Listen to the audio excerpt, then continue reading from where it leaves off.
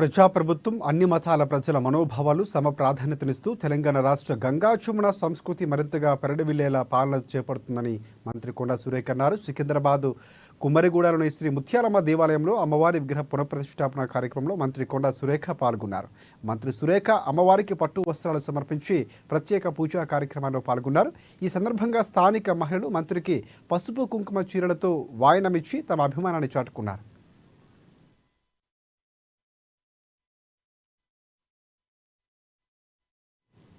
ఇక రాష్ట్ర ప్రభుత్వం ప్రజల నమ్మకాలు మనోభావాలను గౌరవిస్తూ ఇచ్చిన మాటకు కట్టుబడి ఉన్నామన్నారు. ఇక ధ్వంసమైన ముత్యాలమ్మ విగ్రహ స్థానంలో త్వరిత కాలంలోనే 250 కిలోల పంచలోహాలతో నూతన విగ్రహాన్ని ప్రతిష్ఠించామని అన్నారు. దేవాలయంలో కూడా నవీకరణ పనులు చేపట్టి వైభవోపేతంగా తీర్చిదిద్దినట్లు తెలిపారు. ఈ పరిస్థితుల నేపథ్యంలో స్థానిక ప్రజలు భక్తులు ఎంతో సమయంతో వ్యవహరించి విగ్రహ పునఃప్రతిష్ఠాపనకు ఎంతో సహకరించారని ప్రశంసించారు. ప్రభుత్వం ఈ ఘటనకు బాధ్యులైన వ్యక్తులు కఠిన చర్యలు శిక్షలు పడేలా చర్యలు చేపట్టిన విషయాన్ని కూడా మంత్రి సురేఖ సందర్భంగా గుర్తు చేశారు.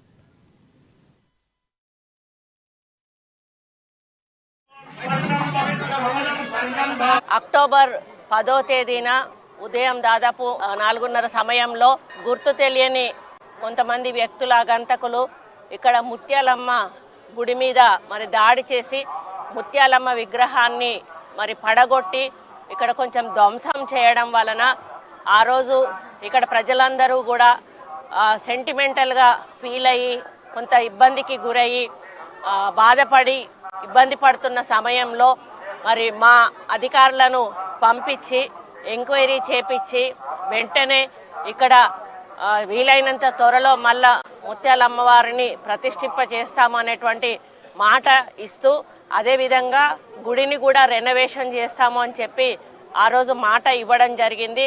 దాని ప్రకారమే ప్రజల యొక్క మనోభావాలు దెబ్బతినకుండా ఉండాలి అని చెప్పి ఇక్కడ ముత్యాలమ్మ విగ్రహాన్ని ఒక మంచి ఆకారంతో దాదాపు 256 కిలోల పంచలోహ విగ్రహాన్ని ఈరోజు తయారు చేసి 2 నెలల లోపల ప్రతిష్ఠించడం జరిగింది.